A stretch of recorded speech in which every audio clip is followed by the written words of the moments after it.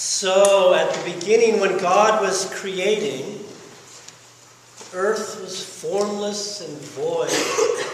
There was a darkness over the deep, and the Spirit of God moved over the waters, or in some translations, brooded over the water, like waiting for something to be born.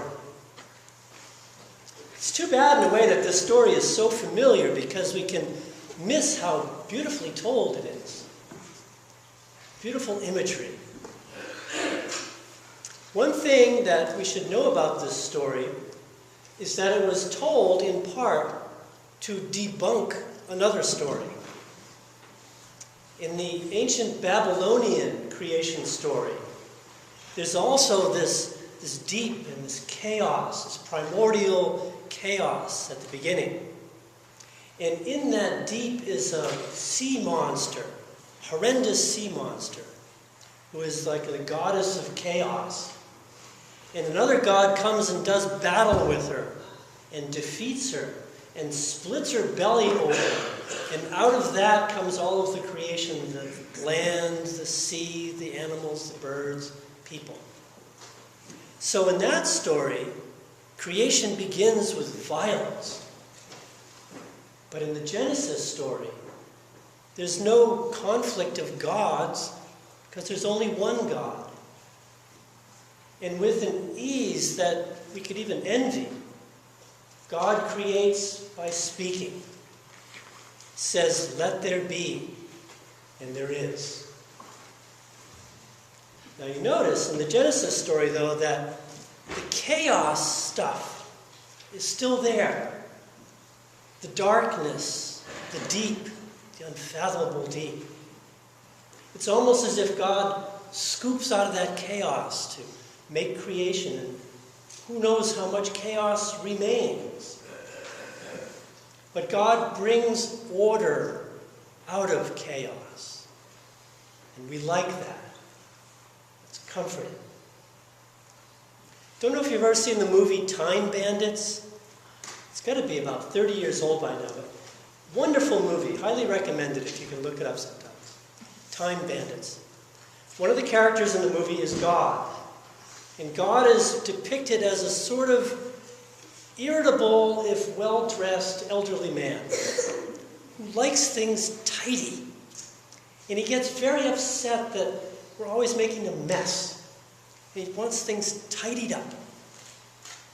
And we like that. We want a God that will bring order out of chaos. After all, our deepest fear is not death per se. It's dissolution. It's the fear that maybe nothing is there. That behind everything is just chaos. So God brings order out of chaos. That's comforting. Now, when there's disorder, when the sense of order and meaning breaks down, that's very disturbing. That's when we suffer. We suffer loss and anxiety. And so we tend to look for meaning in the suffering and look for order in it. And we often say, don't we, that this suffering has made me stronger, has made me wiser. And it's true. If your heart is broken open, you become one with the suffering of the whole universe. But is that really meaning and order, what we're talking about there?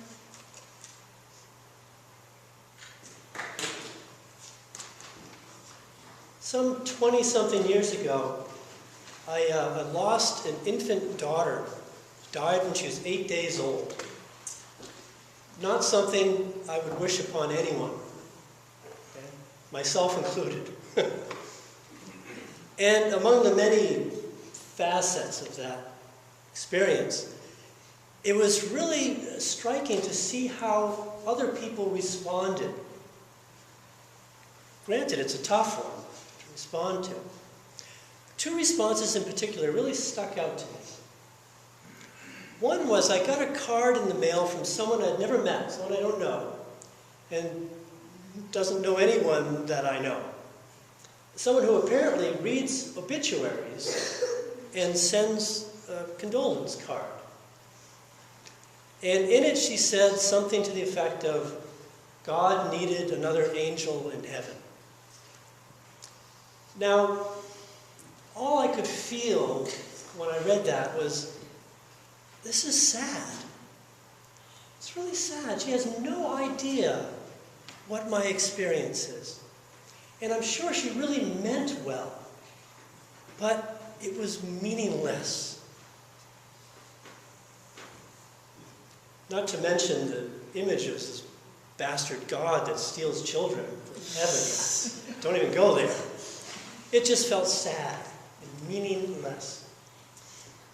Another response was a friend of mine left on the doorstep, without any words, a container of homemade soup. A container of homemade hearty soup.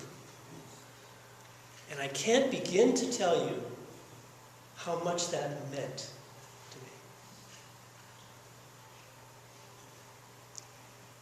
Tidiness and order feels good, but it's just a veneer over something much deeper.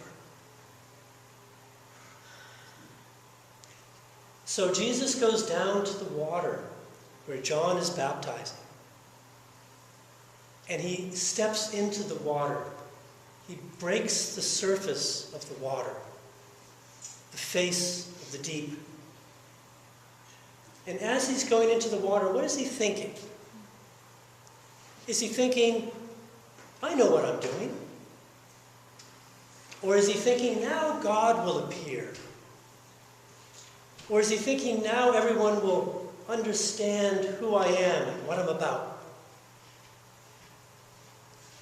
Or is he perhaps just walking in deeper and deeper, like Virginia Woolf with her pockets full of rocks, praying, I surrender, I surrender. And the ordered heavens are broken open.